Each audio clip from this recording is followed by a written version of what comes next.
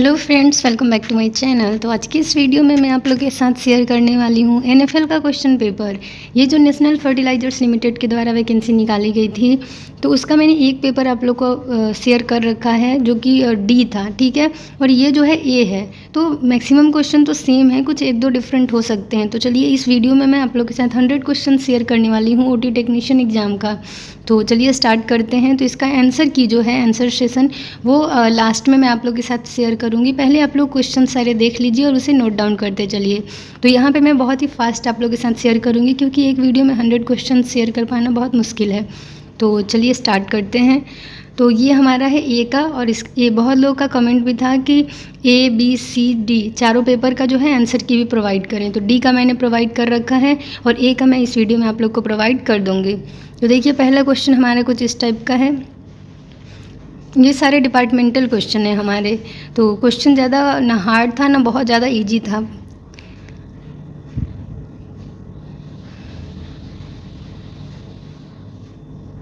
तो इस तरीके से 100 क्वेश्चन हैं, तो इसीलिए मैं आप लोगों के साथ जो है इसे बस शेयर कर दे रही हूँ। ये सारे क्वेश्चन आप लोग नोट डाउन करते चलिए और उसका जो है आंसर लास्ट में आप जो है कर लीजिएगा।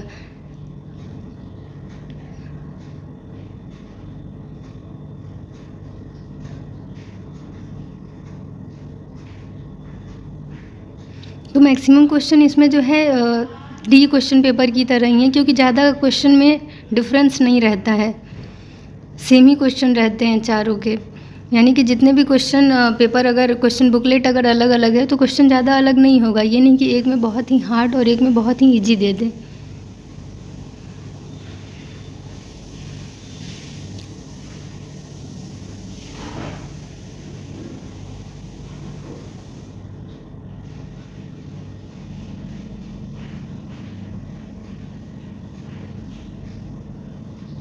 तो यहाँ पे आप देख सकते हैं कि स्टेटमेंट भी दिए गए हैं और उसमें आपको जो है छांटना है कि इनकरेक्ट स्टेटमेंट कौन सा है।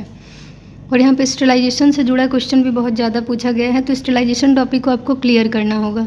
और जो ड्रग्स हैं एनेस्थीसिया ड्रग्स, उसको भी आपको क्लियर करना होगा, क्योंकि उससे रिलेटेड क्वेश्चन भी बहुत ज़्यादा पूछे गए हैं। देखिए एक और क्वेश्चन फिर आ गया है हमारा स्टेलाइजेशन से। तो ये सारी चीज़ें आपको ध्यान रखनी होगी। और ड्रैपिंग से जुड़ा क्वेश्चन भी है यहाँ पे। फिर यहाँ पे जो है हिस्ट्री भी आपको देखना है कि एनेस्थीसिया में जो ड्रग्स हैं, जो एनेस्थीसिया जैसे general anaesthesia, regional anaesthesia, spinal anaesthesia है, तो उसको किसने पहली बार जो है डिमॉन्स्ट्रेट करा था। तो ये ज़्यादा जो क्वेश्चन है आप देख सकते हैं कि एनेस्थीसिया और सर्जरी के हिस्ट्री से रिलेटेड भी है।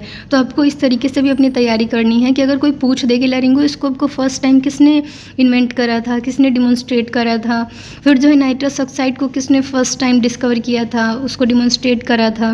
तो ये सारी चीज़ें भी आपको क्लियर होनी चाहिए। तो इस तरीके से यहाँ पर क्वेश्चन आ रखा है कि आप उम्मीद भी नहीं कर सकते हैं जैसे हिस्ट्री टाइप का क्वेश्चन, लेकिन हर एक चीज़ का इतिहास है, तो आपको तो वो सब भी याद करना होगा। फिर यहाँ पे कैनुला से रिलेटेड क्वेश्चन भी है। तो ये नहीं कि कैनुला का यहाँ कलर पूछा है तो आप कलर ही याद करें, आप उनका लेंथ, फ्लो रेट ये भी याद कर सकते हैं। फिर से स्टेलाइजेशन से क्वेश्चन, और ये जो सॉल्यूशन यूज होते हैं, जो भी यहाँ पे कोलॉइड क्रिस्टलॉइड रिलेटेड है वो सब कुछ आपको देखना है। जो भी यहाँ पे दिए जाते हैं फ्लूइड रिलेटेड भी आपको जो है टॉपिक क्लियर करने हैं। फिर एनेस्थीसिया से रिलेटेड कि प्री एनेस्थीसिया केयर यूनिट और पोस्ट एनेस्थीसिया केयर यूनिट, ये सारी चीज़ें भी आपको क्लियर रखनी है। फिर ए से ग्रेडिंग आपको देखना है, ए से क्लासिफिकेशन भी आपको देख लेना है अच्छे से। इसका मैंने एक सेपरेट वीडियो भी आप लोग को प्रोवाइड कर रखा है, तो आप उससे भी बहुत ही आसानी से पढ़ सकते हैं, समझ सकते हैं। फिर मलम पत्ती क्लासिफिकेशन भी आपको देखना है, क्योंकि इससे रिलेटेड क्वेश्चन एग्जाम में हर एग्ज़ाम में पूछे जाते हैं, और इसी एग्ज़ाम में 3-4 क्वेश्चन थे इससे रिलेटेड। फिर ये सारी जो है गैसेज वगैरह, फिर सर्जरी को क्यों पोस्टपोन करा गया, ये सारी चीज़ें भी आप लोग को देखनी होगी। और फिर और भी चीज़ें हैं सर्जरी से रिलेटेड, सर्जिकल पोजीशन से रिलेटेड, ये सारी चीज़ें जो हैं आपको क्लियर करनी होगी। और इंसीजन से तो क्वेश्चन आता ही है। आप जितने क्वेश्चन पेपर आपको मिल सके आप सब में चेक कर सकते हैं कि इंसीजन से रिलेटेड क्वेश्चन सब में 1-2 तो पूछा ही है। फिर यहाँ पे देखिए इस तरीके से इमेज बेस्ड क्वेश्चन भी आते हैं, तो आपको इमेज बेस्ड क्वेश्चन भी देख लेने हैं। फिर स्क्रब के लिए, स्क्रब की कभी सर्जिकल स्क्रबिंग की टाइमिंग पूछ देता है, फिर कौन सा एजेंट यूज करा जाता है जो कि बेस्ट होता है, ये सारी चीज़ें भी आपको देखनी है। फिर एनेस्थीसिया रिलेटेड क्वेश्चन भी आपको देखना है कि पोस्ट ऑप में क्या होगा कॉम्प्लिकेशन, पोस्ट ऑप में कैसा होगा पेशेंट का कंडीशन, प्री ऑप में क्या क्या देखना है एनेस्थीसिया के पहले, और यूएलबीटी टेस्ट जो है ये भी आपको बहुत ही अच्छे से पढ़ना है। मैंने इसका एक सेपरेट वीडियो आप लोग को प्रोवाइड कर रखा है।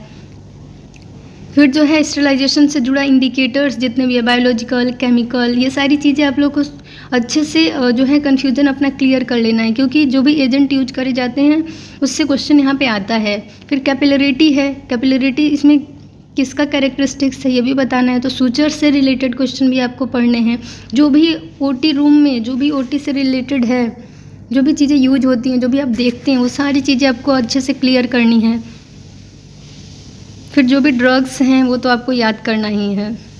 सूचर से रिलेटेड मशीन्स जितनी हैं, एनेस्थीसिया मशीन, कॉटरी मशीन हो गया, ये सारी चीज़ें देखनी है। पेशेंट को शिफ्ट करना है तो क्या ध्यान में रखना है, वो सारी चीज़ें भी आपको देखनी है। यही नहीं है कि ये सेम क्वेश्चन जो है आपके नेक्स्ट एग्जाम में पूछे जाएँ, इसको थोड़ा सा अलग तरीके से भी पूछा जा सकता है। तो मैं इसीलिए आप लोग के साथ ये क्वेश्चन भी शेयर कर रही हूँ और आप लोग को बताते चल रही हूँ कि किस तरीके से आपको तैयारी करनी है। क्योंकि बहुत लोग का कमेंट आ रखा था कि KGMU का और नॉर्सेट का और ये सारी चीज़ें जो हैं एम्स की तैयारी, तो मैं जितना शेयर कर सकती हूँ आप लोग के साथ उतना शेयर करने का ट्राई कर रही। तो आप लोग ये सारे क्वेश्चंस जो हैं अच्छे से देख लीजिए और नोट डाउन करते चलिए।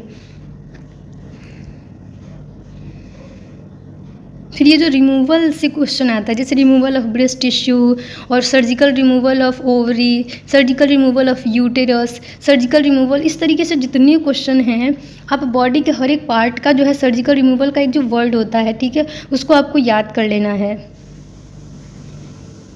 और फिर ये जो लैरिंगोस्कोप्स हैं उनके जितनी वैरायटी है, जितने टाइप्स हैं, वो सब भी आपको याद करना है। फिर इथिलीन ऑक्साइड से रिलेटेड क्वेश्चन भी बहुत आते हैं, तो आपको ये बहुत ही अच्छे से देखना है। और ये जो इंडोस्कोप है ये किस तरीके से स्टेलाइज करा जाता है, ये क्वेश्चन तो मैंने मोस्टली क्वेश्चन पेपर में देख रखे हैं, तो इसको तो आप एकदम रट लीजिए।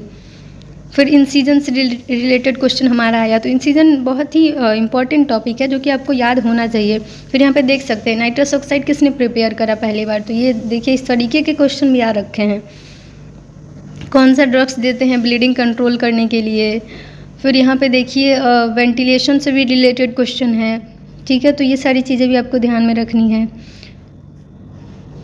तो सर्जिकल साइट इन्फेक्शन से जुड़ा क्वेश्चन भी है। पेशेंट कंट्रोल्ड एनाल्जेशिया से रिलेटेड क्वेश्चन है हमारा यहाँ पे। मलम पत्ती क्लासिफिकेशन से देखिए फिर एक क्वेश्चन आया। पहले मैंने आप लोग को बोला था कि 2-3 क्वेश्चन तो हैं ही एक टॉपिक से। फिर यहाँ पे देखिए कि पोजीशन का नाम दिया गया है, फिर उसका दूसरा नाम पूछा है, तो ये सब भी आपको क्लियर करना है। फिर जो पेंटिंग ड्रैपिंग होता है यानी कि स्किन प्रिपरेशन करना है, तो उसमें कौन सा एजेंट यूज करेंगे, किससे सफाई करी जाती है। फिर मैंने अभी तुरंत आप लोग को बताया था कि जो ये सब चीज़ें हैं जो कि एनेस्थीसिया में, सर्जरी में यूज होते हैं, उसको किसने इन्वेंट करा, ये भी आपको अच्छे से याद होना चाहिए, क्योंकि क्वेश्चन कहीं से भी आ सकता है, आपको आइडिया भी नहीं होगा। फिर ऑक्सीजन डिलीवरी सिस्टम से भी रिलेटेड आपको क्वेश्चन याद रखना है। इसका मैं PDF आप लोग को प्रोवाइड कर दूँगी, तो आप उससे भी जाके चेक कर सकते हैं। तो यहाँ पे देखिए ये सारे क्वेश्चन है। सूचरिंग के टेक्निक से भी रिलेटेड क्वेश्चन है हमारा यहाँ पे। और ये जो सर्किट्स हैं, मैप्लेशन A, मैप्लेशन B, मैप्लेशन C, मैप्लेशन D, मैप्लेशन E, मैप्लेशन F, ये सारी सर्किट्स के जो दूसरे नाम हैं और वो किस में यूज होते हैं, ठीक है, तो ये सारी चीज़ें आपको याद होनी चाहिए। सर्जिकल साइट इन्फेक्शन से रिलेटेड एक और क्वेश्चन हमारा यहाँ पे प्रेजेंट है, तो आपको ये सब अच्छे से क्लियर होना चाहिए। तो देखिए स्टेरिलाइजेशन से जुड़ा एक और क्वेश्चन हमारा यहाँ पे है। फिर डिफ़िकल्ट इंट्यूबेशन कब होगा, कैसे उसे जो है आप डील करेंगे, ये सारी क्वेश्चन भी आपको यहाँ पे देखने हैं। आप अगर OT में बहुत ही अच्छे से, प्रैक्टिकली बहुत ही अच्छे हैं, तो थ्योरी में आपको जो है बहुत ही आसानी से आपको क्लियर हो जाएगा, क्योंकि अगर आप प्रैक्टिकली उस चीज़ को कर रहे हैं तो आपको आइडिया होगा कि किसी प्रोसीजर में क्या क्या यूज होते हैं, क्या क्या ड्रग्स, क्या क्या इक्विपमेंट्स, कैसे करा जाता है, क्या कॉम्प्लिकेशन हो सकता है। तो ये सारी चीज़ें आपको ऐसे ही प्रैक्टिकली क्लियर हो जाएंगे। बस आपको थ्योरी पे ध्यान देना है ताकि जो बचे कुछ चीज़ें हैं वो भी आपके क्लियर हो जाएँ। तो ये जो भी होते हैं मशीन के एक पार्ट के बारे में भी आपको नॉलेज होना चाहिए, क्योंकि क्वेश्चन तो कहीं से आ सकते हैं। वो नहीं देखेंगे कि आपको क्या आता है क्या नहीं आता है, आपको सारी चीज़ें अच्छे से क्लियर करनी होगी। तो और हमारे पास 10 क्वेश्चन बचे हैं, लगभग 90 क्वेश्चन हम लोगों ने देख लिया है। तो ये सारी चीज़ें जो हैं आपको बहुत ही अच्छे से देखना है। यहाँ पे ड्रग्स से रिलेटेड क्वेश्चन भी आते हैं, तो ड्रग्स को भी अलग अलग से आप देख लीजिए। और जो ये इक्विपमेंट होते हैं, जो भी ट्यूबिंग्स वगैरह होती हैं, तो उसके पार्ट्स भी आपको क्लियर होने चाहिए। और ये भी क्लियर होने चाहिए कि ये जो पार्ट हैं उनका यूज़ क्या है, आखिर क्यों ये है। जैसे कि इंडोट्रैकियल ट्यूब में मर्फीज आई है, तो वो क्यों है, आखिर क्या काम है उसका। और जो पीएच वैल्यू है, पीएच मान है किसी भी ड्रग्स का, वो भी आपको याद रखना है।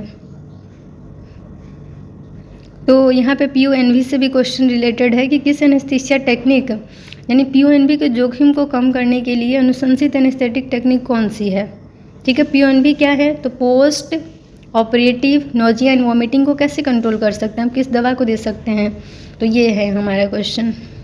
फिर हेमरेज से रिलेटेड है कि हेमरेज जो है अगर होता है तो कौन सा शॉक आपको हो सकता है। तो यहाँ पे बहुत सारी क्वेश्चन दवाइयों से हैं। फिर जो है वेपोराइजर से रिलेटेड क्वेश्चन हमारा यहाँ पे है।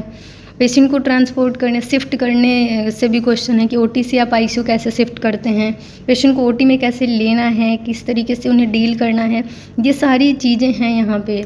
तो अब हम लोग आते हैं अपने आंसर की पे, क्योंकि हमने 100 क्वेश्चन बहुत ही जल्दी देख लिया है, तो आपको थोड़ा दिक्कत हुआ होगा देखने में, लेकिन आप जो है वीडियो को रोक रोक के आप जो है सारे क्वेश्चन को नोट डाउन कर लीजिए।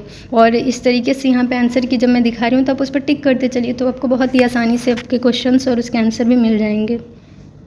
तो यहाँ पे हमारा ये आंसर की है। तो आप जो है 51 से स्टार्ट करेंगे, 51 से 150 जो है यही 100 क्वेश्चन है हमारे डिपार्टमेंट के, और 1 से 50 जो है वो आपका जो है जनरल क्वेश्चन है, जिसमें GK, GS, English, math, reasoning से रिलेटेड क्वेश्चन है। तो अब कुल 51 यानी 51 से लेके 150 तक के क्वेश्चन के आंसर ही नोट करने हैं, क्योंकि 51 से 150 क्वेश्चन जो हैं वही आपके जो है डिपार्टमेंट के क्वेश्चन हैं। तो आप ये सब आंसर की जो है नोट करते चलिए, वीडियो को रोक रोक के आप इस तरीके से आसानी से नोट कर सकते हैं। तो ये आपका आंसर की है और क्वेश्चंस हैं, तो मैं उम्मीद करती हूँ आपको ये सारे क्वेश्चन बहुत ज़्यादा हेल्प करेंगे। तो thank you for watching my video. इस वीडियो को यहीं पे एंड करते हैं। तो जो भी आपको डाउट हो, जो भी दिक्कत हो, तो कमेंट सेक्शन में कमेंट कर सकते हैं। मिलते हैं नेक्स्ट वीडियो में और नए नए टॉपिक के साथ, नए नए क्वेश्चन के साथ। All the best. आप लोग ऐसे ही अच्छे से तैयारी करिए, अच्छे से एग्जाम दीजिए। तो बाय, टेक केयर।